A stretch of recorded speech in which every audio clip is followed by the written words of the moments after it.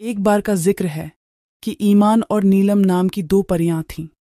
एक बार वह आसमान में सैर के लिए निकली, उड़ रही थी कि अचानक ईमान की नज़र एक चमकते पत्थर पर पड़ी और उसने कहा, नीलम, देखो, वह पत्थर कितना चमकीला है।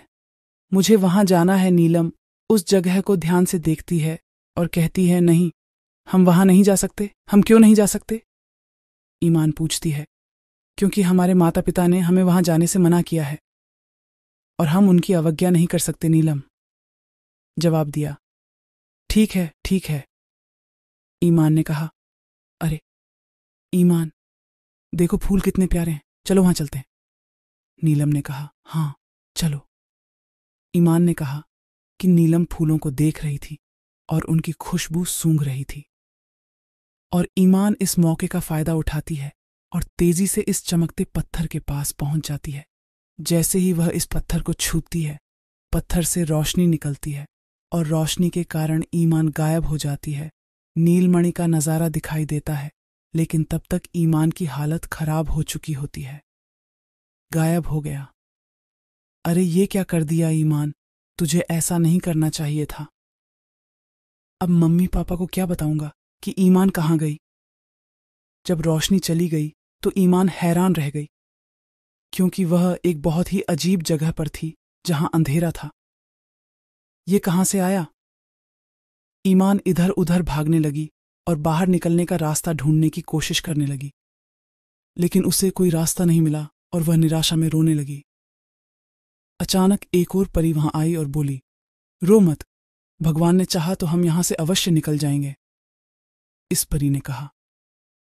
ईमान ने उसकी ओर देखा और कहा कि तुम कौन हो? ये कौन सी जगह है? मेरा नाम चमन परी है और ये एक ऐसी जगह है जहां से कोई नहीं जा सकता। तुम्हारा क्या मतलब है? ईमान ने पूछा। चमन मुस्कुराया। उसने कहा, क्या तुम्हारे माँ बाप ने तुम्हें कुछ नहीं बताया? ईमान ने जवाब दिया। तब चमन ने कहा कि यहाँ एक चुड़ैल ने जादू कर दिया है और इस जादू को आज तक कोई नहीं तोड़ पाया है। ईमान ने कहा, तुम्हारा मतलब क्या है? नीलम यहाँ आई। ईमान कहाँ है? नीलम की माँ ने पूछा। अस्सलाम अलैकुम माँ जान। ईमान आज रात अपनी सहेली के साथ रहेगी, क्योंकि आज उसकी सहेली का जन्मदिन है। वह हमें रास्ते में मिल गई और ईमान अपने साथ ले गई। नीलम ने जवाब दिया।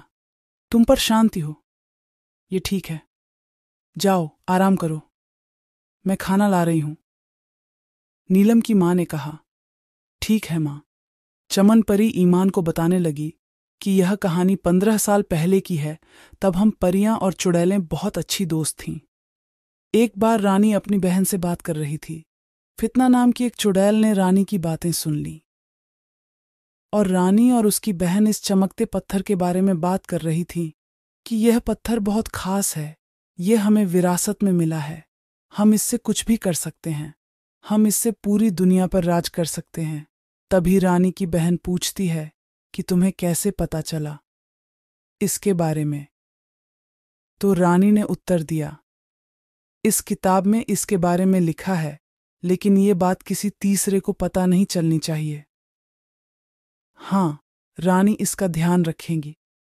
वली ने यह नहीं बताया कि ये लोग चमकते पत्थर का गलत इस्तेमाल करना चाहते थे, तो हमने उन्हें गाली देने से रोका। तो हमारे बीच झगड़ा शुरू हो गया और फिर जब हम जीत गए तो इन चुड़ैलों को हराना पड़ा, लेकिन फितना को हारना पसंद नहीं था। इसलिए रानी की अनुपस्थिति में उसने किताब चुरा ली और चमकते पत्थर पर जादू कर दिया, और तब से कोई बाहर नहीं जा सका। नीलम, ईमान को अभी आना चाहिए था।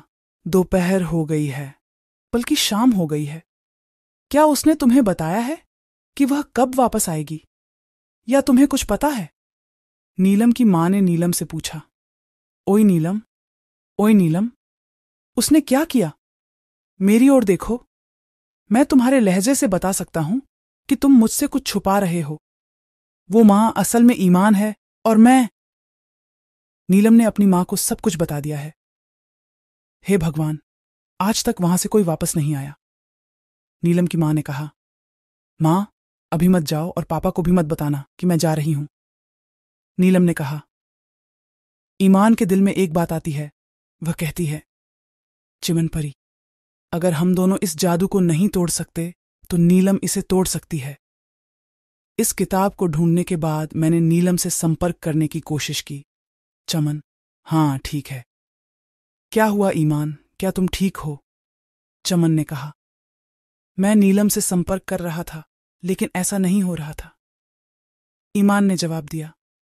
हार मत मानो, मैं भी तुम्हारी मदद करता हूं। इतनी देर हो गई नीलम।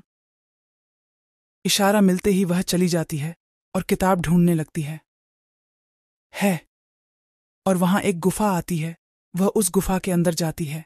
वहां प्रलोभन होता है। नीलम को समझ नहीं आता कि वह क्या करे। वह चुपचाप किताब लेती है, जादू दूर करती है, फिर दोनों मुक्त हो जाते हैं। चमन और ईमान एक दूसरे को गले लगाते हैं और वह किताब फाड़ देती है, जिससे फितना मर जाती है।